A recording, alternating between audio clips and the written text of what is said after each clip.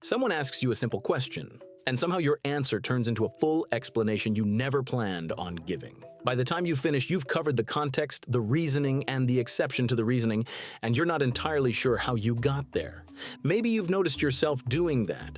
And if you recognize yourself in this, it doesn't mean something is wrong with you. It doesn't mean you're insecure or bad at communicating or anxious in some way you need to fix. Psychology has a fascinating explanation for why some people feel this pull toward careful, thorough explanation, and it has very little to do with weakness and a lot to do with how certain minds are wired. There's a particular kind of person who tends to move through the world this way. They give long answers to short questions. They add just to clarify more than most people do.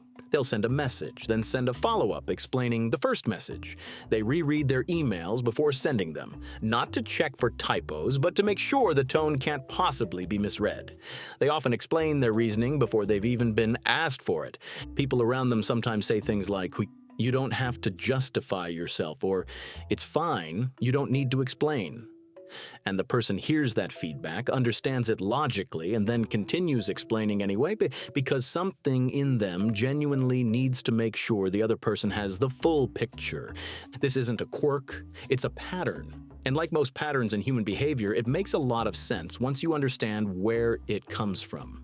At the core of this pattern is something researchers often describe as a fear of misattribution. That might sound technical, but the experience itself is very familiar. It's the quiet worry that if you don't explain your reasoning, the other person will fill in the gaps themselves, and they'll fill them in wrong. People who over-explain are often running a kind of mental simulation in real time. They're imagining how their words will land, how they might be interpreted, and what conclusions the listener might draw. And then, because they can see so many possible interpretations, they try to address all of them at once. It's a bit like watching a conversation from above, seeing every possible direction it could go, and trying to gently steer it away from the versions that lead to misunderstanding. The result is an answer that covers more ground than the question seemed to ask for. But from the inside, it doesn't feel like over-explaining. It feels like being thorough. It feels like being careful. It feels like the responsible thing to do. This pattern tends to show up in very specific ways, and most of them are so ordinary that they're easy to miss. There's the apology that comes with an explanation attached. Not just, "I'm sorry I was late," but "I'm sorry I was late. The traffic was bad on the main road, and I tried to take the back route, but I underestimated how long it would take, and I should have left earlier, and I know that."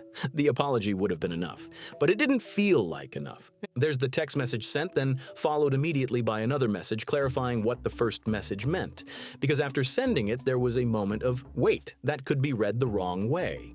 There's the way some people will preface a request with an entire history of why they're making the request, almost as if they need to earn the right to ask before the asking has even happened. There's the work email that starts professionally, then slowly becomes more thorough, then more thorough still, until the original point is buried somewhere in the middle of a paragraph that probably didn't need to exist. And there's the thing that happens in arguments, where instead of simply stating a position, a person will explain the reasoning behind the position, then the context that shaped the reasoning, then the exception to the context, until the other person looks slightly overwhelmed, and somehow the conversation has gotten further from resolution, not closer. Sometimes it's even subtler than that. Someone reacts slightly differently than expected. Maybe they pause, or their tone shifts just a little, and suddenly the explaining starts again, circling back, trying to make sure the meaning landed the way it was intended, not because anything went wrong, just because the uncertainty was enough. So where does this come from? Why do some people carry this almost compulsive need to make themselves fully understood? A lot of it traces back to early experience. In some environments growing up, being misunderstood had real consequences. Maybe mistakes weren't just corrected, they were punished or shamed or used as evidence of something larger about the person. In those environments, children learn very quickly that ambiguity is dangerous, that if you leave room for interpretation, people will interpret badly. And so the safest strategy becomes anticipating every possible misreading and closing those doors before anyone has a chance to walk through them. Psychologists have noticed an important distinction between shame and guilt that helps explain this. Guilt is the feeling that you did something wrong. Shame is the feeling that you are something wrong.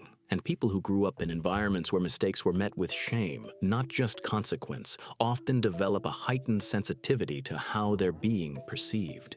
They become exquisitely attuned to the risk of being misunderstood because being misunderstood once felt like more than a simple miscommunication. It felt like being seen incorrectly, like having your character misread. For those people, over-explaining isn't really about the explanation. It's about protection.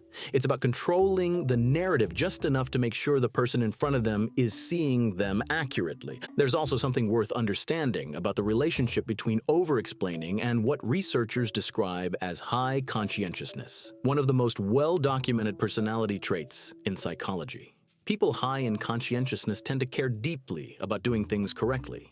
They're thorough, careful, detail-oriented, and highly aware of how their actions affect others. They don't like loose ends. They don't like leaving things ambiguous. For someone like that, giving a short answer when a longer one exists doesn't just feel incomplete. It feels slightly irresponsible, like handing someone a map with half the roads missing. And layered on top of that, many people who over-explain are also highly empathic. They're not just thinking about their own side of the conversation, they're also imagining the other person's experience of it. What might confuse them? What might they assume? What would I need to know if I were them to understand this fully? That level of perspective taking is a remarkable cognitive skill, and it just sometimes produces answers that are longer than the situation technically required. It would be dishonest not to acknowledge that this pattern has a shadow side, because over-explaining can sometimes communicate the opposite of what it intends. Instead of building trust, it can occasionally signal anxiety. Instead of demonstrating competence, it can inadvertently suggest that the person doesn't trust the listener to understand them.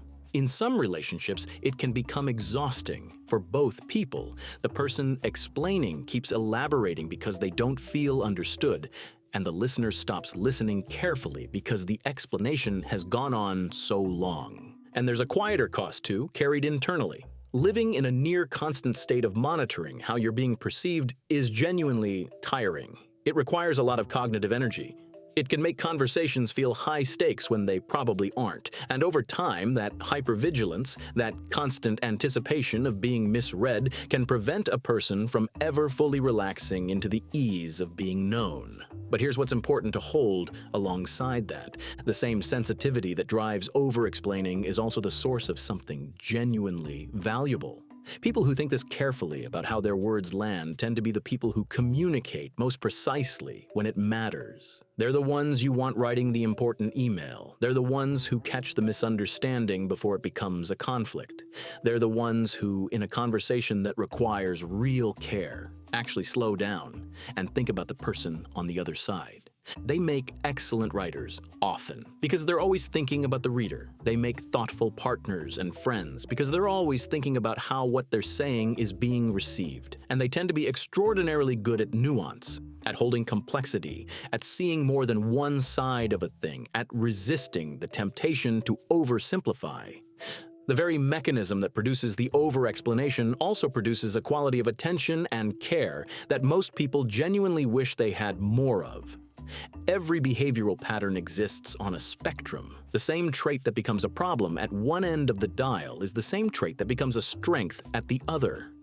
The person who explains too little leaves confusion and misunderstanding behind them without realizing it. The person who explains too much is trying, sometimes too hard, to make sure no misunderstanding survives the conversation. What sits in between those two poles is not a perfect communicator who has no habits at all. What sits in between is a person who has learned, gradually and imperfectly, how much context a given moment actually needs and how to trust that some spaces are safe enough to leave open.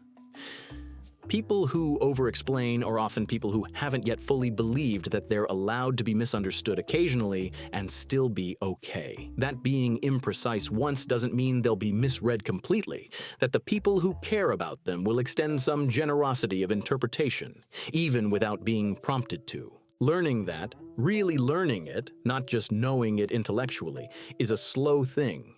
It usually happens through experience, through relationships where imprecision didn't lead to disaster, through moments of being understood without having fully explained first. The people who over-explain are not, as it's sometimes assumed, people who lack confidence. They're often people with a very specific relationship to meaning, people who believe that words matter, that precision matters, that being understood correctly matters. They've paid close attention to the gap between what is said and what is heard, and somewhere along the way they decided they would rather say more than leave that gap open. That isn't a flaw. It's a particular way of caring about communication, and about being seen accurately in a world where words don't always land the way we hope they will. And understanding it for what it is, rather than treating it as something to be fixed or apologized for, is usually the first step toward deciding freely and consciously when to keep explaining and when to let a little silence do the work instead. So now I'm curious. Are you someone who tends to explain everything carefully, who feels that pull to make sure the full picture is understood before moving on, or are you more of a short answer person, someone who says what needs to be said and trusts the rest to land on its own? Drop it in the comments, because if this video is anything to go by, the people watching probably have a lot to say.